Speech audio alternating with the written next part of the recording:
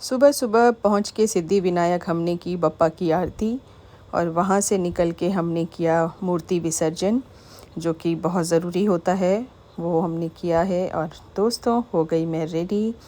आज मैं जा रही थी बप्पा से मुलाकात करने काफ़ी लंबे टाइम के बाद। तो सुबह सुबह मैं रेडी हो गई और आज पूरा मन बना लिया था सुबह के 3:30 बजे नहा धो के कि बप्पा की आरती में तो आज मुझे पहुंचना ही पहुंचना है। तो अपने दोनों लोग हम निकल गए। पता था कि आज संडे का दिन है, रश तो बहुत ज़बरदस्त हमें मिलेगा, क्योंकि संडे के दिन दूर दूर से लोग बप्पा के दर्शन के लिए आते हैं। पर मन बना लिया था कि आज सुबह तो हमें हर हाल में बप्पा के सामने हाज़िरी लगानी है और उन्हें बताना है कि हम भी उनके बच्चे हैं और उनको भी हमारा ध्यान रखना होगा, क्योंकि उनके अलावा कौन है जो हमारी सुनेगा। और ऐसे नमूने भी रास्ते में हमें मिलते हैं जिन्हें अपने जान माल की कोई परवाह नहीं है।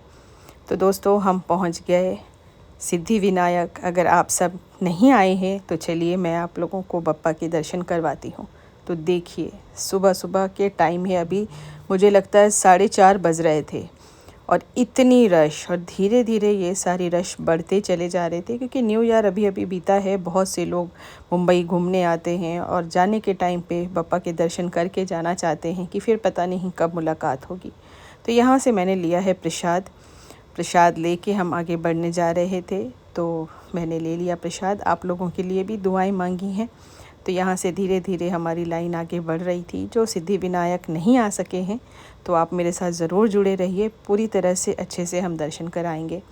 तो देखिए, भीड़ देखिए, कहाँ कहाँ से लोग आते हैं। पर आस्था बहुत मायने रखता है, क्योंकि मालूम है कि विघ्नहर्ता जो हैं वो सारे विघ्न हमारे हर लेंगे। तो यहाँ पे बप्पा की आरती शुरू हो चुकी थी। बहुत ज़्यादा रश था, तो जहाँ जिसे जगह मिली वो वहीं रुक गया। दर्शन करने के बाद बाहर निकले तो भूख लग गई, तो बहुत ताज़े ताज़े यहाँ पे मेंदू वड़ा हमें खाने को मिला। मेंदू वड़ा भैया बेच रहे थे, बहुत टेस्टी बनाते हैं। पहले भी मैंने एक बार इनके यहाँ पे खाई है। वहाँ से निकल के फिर हम आ गए बीच में। बीच एकदम बाजू में ही था, वहाँ पे हम बीच में आ गए सुबह के टाइम पे, क्योंकि मुझे कुछ मेरी मूर्तियाँ वगैरह थीं, दिवाली की मूर्तियाँ वगैरह। कहते हैं लंबे टाइम तक हमें उसे नहीं रखना चाहिए, उसे फिर हमें विसर्जन कर देना चाहिए। तो मैंने कविश को बोला कि नहीं, आज का दिन है, हमें यहाँ पे विसर्जन करना होगा। तो वही कविश कर रहा था, क्योंकि ये भी बहुत ज़रूरी चीज़ें होती हैं। वहाँ से हमारा एक ब्रेक प्लान बन गया दोस्तों कि मुझे जाना है वहाँ से महालक्ष्मी मंदिर। तो कविश ने बोला चलिए मम्मा, मैं आपको वहाँ लेके चलता हूँ। तो हम निकल गए महालक्ष्मी मंदिर के लिए, जो हमारा मुंबई सेंट्रल में पड़ता है।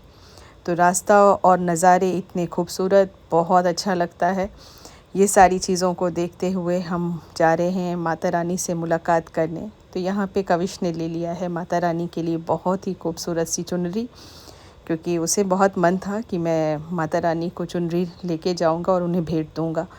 तो यहाँ पे देखिए, यहाँ पे ऐसे चढ़ाई करके जाते हैं और यहाँ भी इतना लंबा लाइन, क्योंकि दिन है संडे का और सबको मिलना है महामाई से। वहाँ से हम दर्शन करके निकल गए अपने घर की तरफ। घर जाते जाते रास्ते में ही कविश ने मुझे बोला कि मम्मा देखो, 1 साल पहले तक यहाँ कुछ नहीं था। ये है हमारी ईशा अंबानी, उनका घर, जो एक हर लड़की का ड्रीम होता है। परमात्मा सबकी बेटियों को खुश रखे। तो यहाँ पे हम निकल गए। तो सारे गप्पे मारते मारते हम यही जा रहे थे कि तुरंत तुरंत में मुंबई नगरिया कैसे कैसे नज़ारे बदल देता है। तो दर्शन करके कैसा लगा आप लोगों को भी ज़रूर बताइए।